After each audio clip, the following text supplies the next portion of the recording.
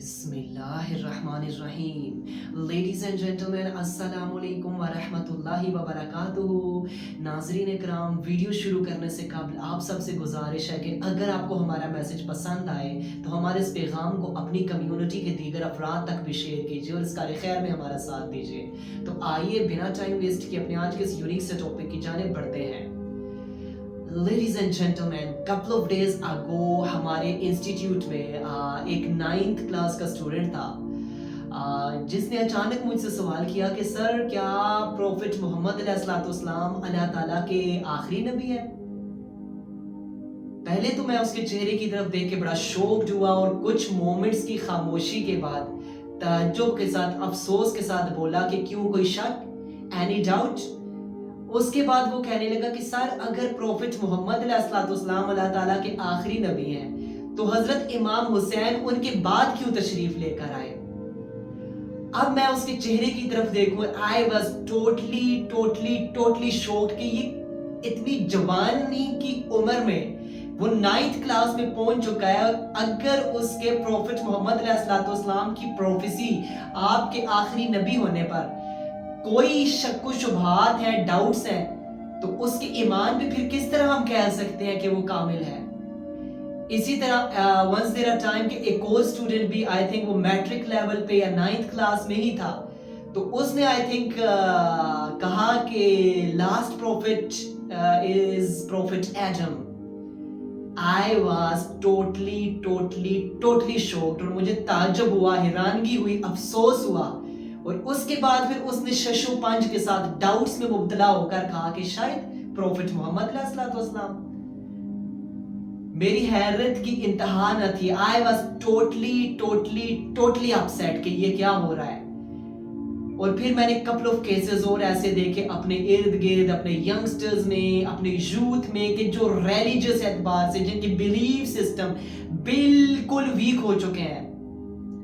तो फिर आप देखें ना, आज के दौर में अगर हम अपनी यूथ को प्रॉफिटहुड से, अपनी वैल्यूज से, अपने जो एक बिलीफ सिस्टम है इस्लाम का, उससे अगर रोशनास नहीं कराएंगे तो हमारे बच्चे तो फिर इंटेलेक्चुअल स्लेवरी का शिकार होंगे।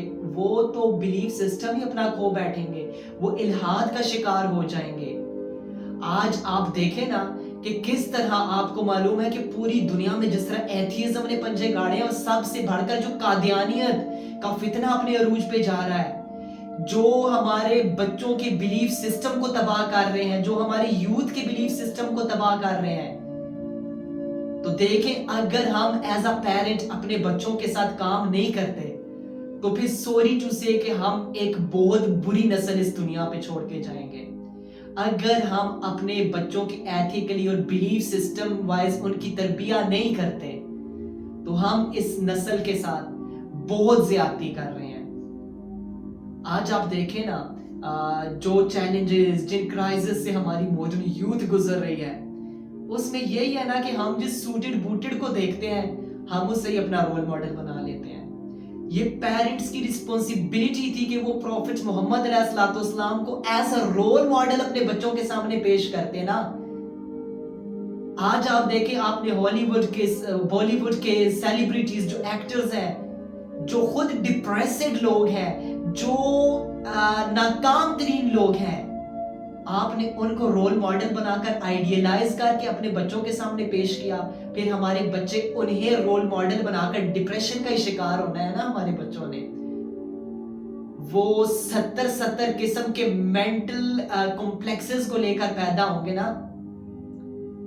तो वक्त की सबसे बड़ी जरूरत है कि हम अपने बच्चों को प्रॉफिट मोहम्मद अलैहिस्सलाम की लाइफ से रोशनास कराइए। आपकी सीरा, आपकी लाइफ की स्टडी करा के अपने बच्चों के सामने प्रॉफिट मोहम्मद अलैहिस्सलाम को एज अ रोल मॉडल पेश करें और उन्हें बताएं कि आप ही दुनिया के अजीम तरीन इंसान हैं, आप दुनिया के अजीम तरीन लीडर हैं, आप ही दुनिया के एक बड़े लीडर हैं। ना कोई आपसे पहले ऐसा लीडर आया, ना आपके बाद कोई आएगा। आप ही दुनिया के अजीम तरीन पर्सनैलिटी हैं। जब हम ऐसे अपने बच्चों के सामने पेश करेंगे तो डेफिनेटली वो इम्प्रेस होकर प्रॉफिट अलैहिस्सलाम को फॉलो करेंगे। और अपने बच्चों के जहनों में खत्म नबूवत के कॉन्सेप्ट को क्लियर कीजिए ताकि वो इस दुनिया में और आखिरत में भी कामयाब हो। اللہ تعالیٰ سے دعا ہے کہ اللہ تعالیٰ ہمیں حضور علیہ السلام کی زندگی کو صحیح معنوں میں سمجھ کر اس کو فالو کرنے کی توفیق عطا فرمائے. وما توفیقی الا باللہ.